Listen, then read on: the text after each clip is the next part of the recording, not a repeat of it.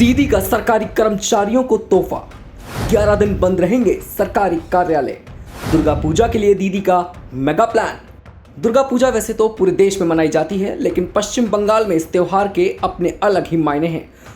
यहाँ ये त्योहार सदियों से बड़ी ही धूमधाम से मनाया जाता रहा है। यहाँ इस मौके पर जो माहौल होता है उसकी चर्चा पूरी दुनिया में होती है और इसी के चलते यूनेस्को ने बंगाल की दुर्गा पूजा को हेरिटेज का टैग दिया है। पश्चिम बंगाल की मुख्यमंत्री ममता बनर्जी भी इस मौके को लेकर खासा उत्साहित रहती हैं। हालांकि कोरोना के चलते पिछले 2 साल से बंगाल में दुर्गा पूजा पर किसी तरह का कोई आयोजन नहीं हुआ, लेकिन इस साल दीदी जश्न में कोई कमी नहीं छोड़ना चाहती हैं।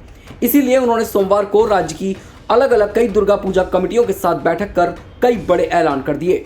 स्वाभाविक है, यूनेस्को से टैग मिलने के बाद देश दुनिया में इस त्योहार का कद और भी ऊंचा हो गया है। ऐसे में ममता बनर्जी भी किसी चीज में पीछे नहीं रहना चाहती।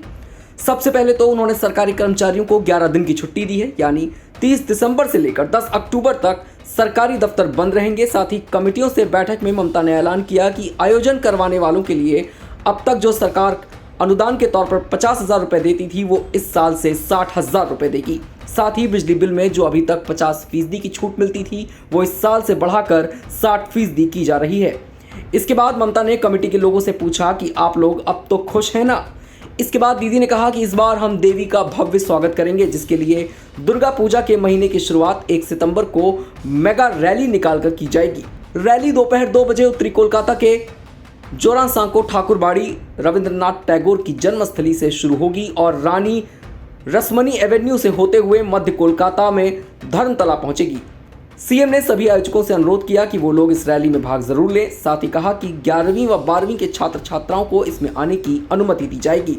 इसमें किसी भी राजनीतिक एजेंडे की चर्चा नहीं होगी। हर कोई इसमें अपनी उपस्थिति दर्ज करवाने के लिए स्वतंत्र है। यूनेस्को के प्रतिनिधि भी इस जुलूस में शामिल होंगे।